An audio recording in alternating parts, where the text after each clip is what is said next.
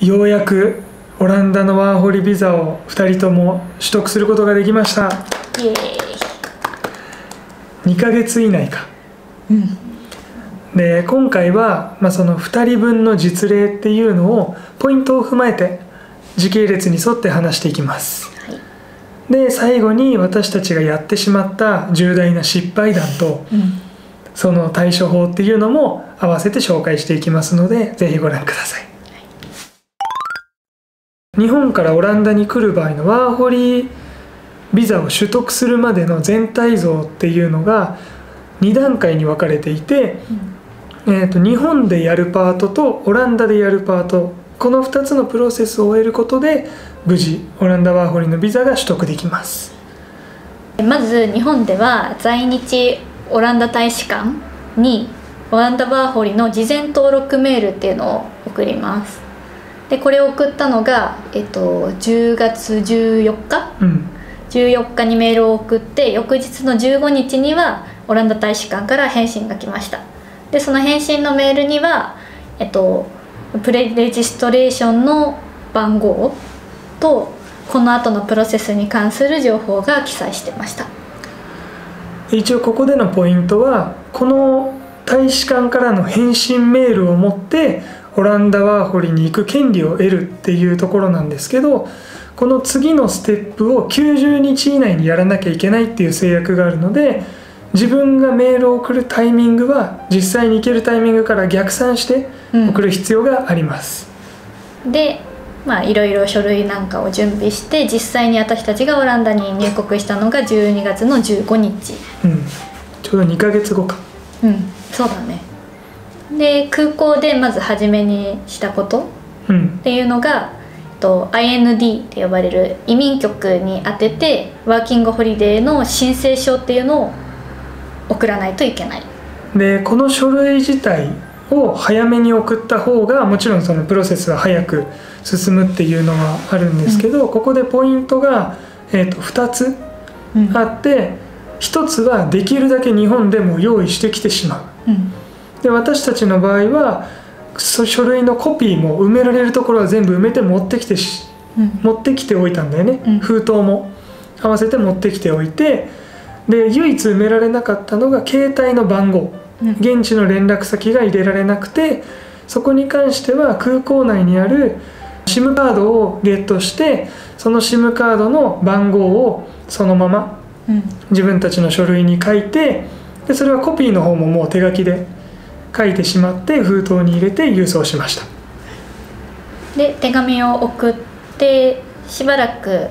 待たなきゃいけないんだけども、12月の23日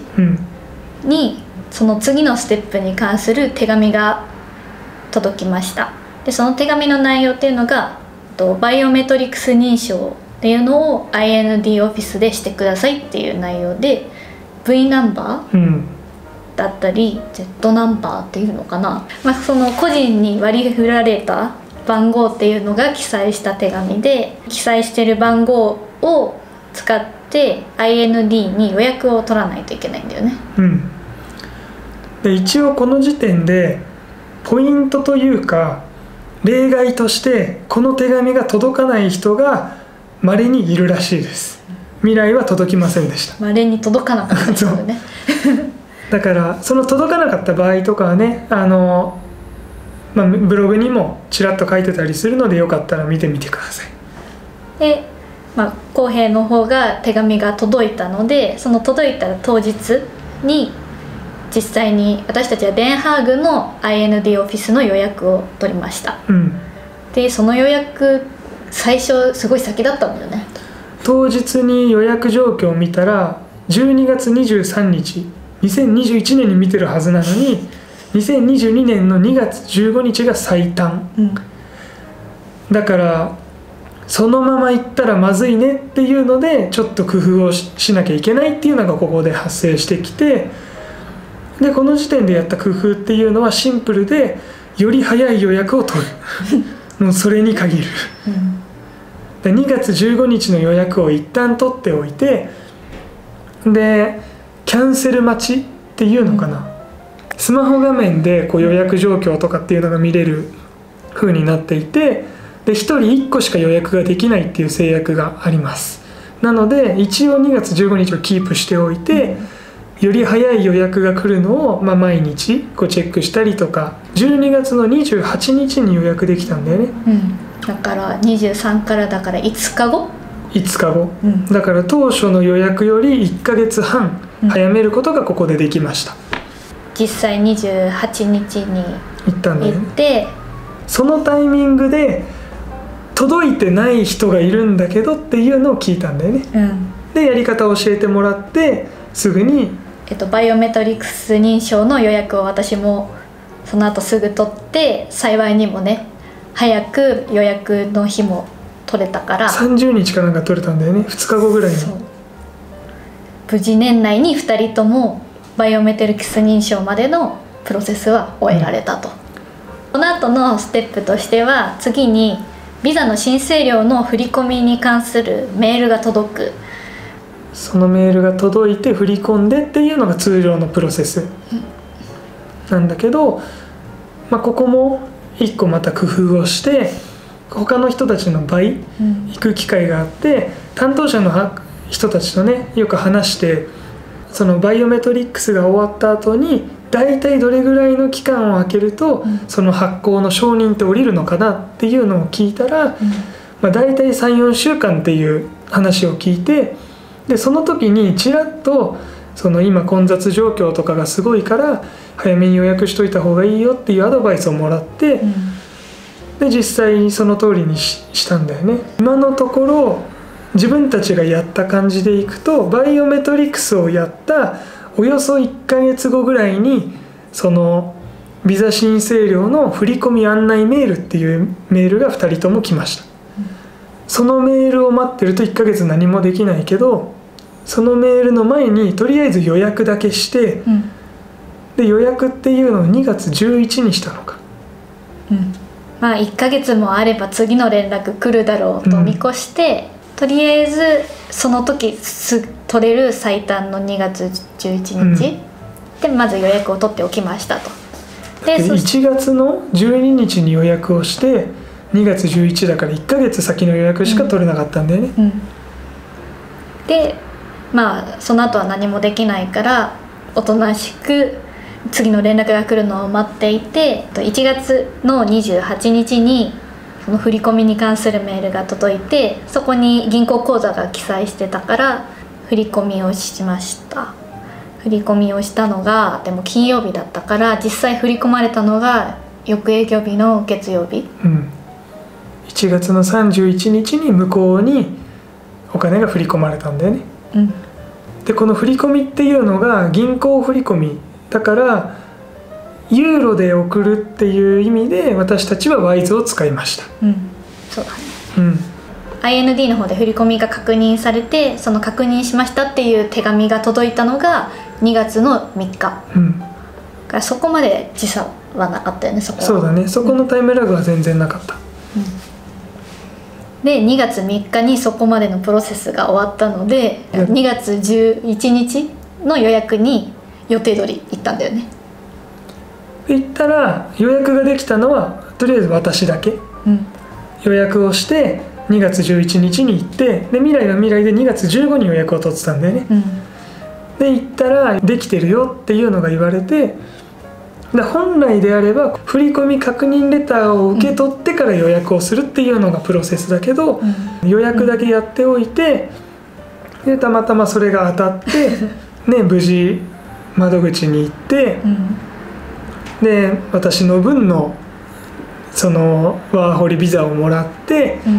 でその時に「ちょっと聞きたいんだけど」っつって「彼女の分もできてないかな」って聞いたらくれたんだよね、そのままっていうのが一連の流れ、一応この最後の2月11日に勘で予約してたところっていうのが万が一外れた場合、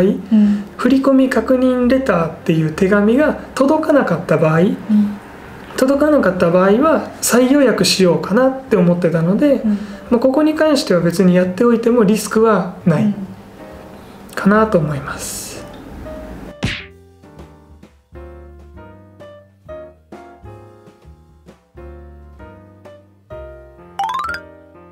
じゃあこんなスムーズにいったようにこう話してるけど失敗談、序盤だよね。そうすごい序盤に同じパートで2つ実はミスをしていて、1つ目はまあ私がやらかしたんだけど本来だったら申請書のコピーを IND に送らなきゃいけなかったんだけど、原本を送っちゃいましたまあ前日にね空港近くのホテルで中身の確認一緒にしたにもかかわらず、何が起こったのか分かんないけど原本送ったんだよ原本を送ってしまったっていうミスがありました。不安だったけど一応それでも取れてる。そうまあ、ただ対処法としてはやっぱその確認しておくっていうだけじゃなくて、それだとまたね、だって確認はしてたわけだから。確認もし、まあ、多分電話番号を書かなきゃいけなかったじゃん、コピーと原本両方に、それを書いた後しまう場所を間違えたんだと思う。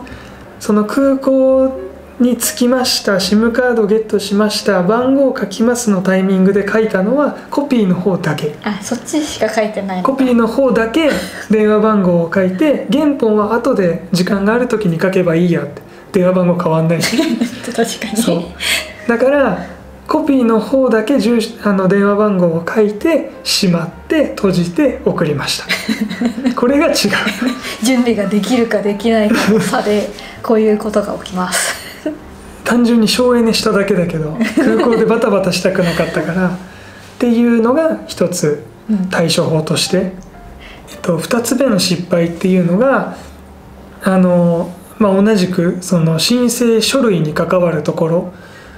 なんだけど、その申請書類に書くオランダでの私たちの住所っていうところを Airbnb の住所を借りたんだよね、オーナーに行って。でまあ書いてあればいいんだろうぐらいで正直そこは考えてて、最初の2週間ぐらいはじゃあ同じ住所に住もうかっていうのをやったのが全ての失敗で、何が失敗だったかっていうと、実はこの IND と申請者のこのやり取りってメールだったり手紙だったりっていうのがこう入り混じってて、で全部が全部 E メールでやってくれれば何も問題ないんだけど、手紙が混ざってくる。でこの手紙の郵送先が申請書類に書いた住所に送られてしまう。でこの住所は変更することができない。これはもう IND に何回も問い合わせてダメって言われたので、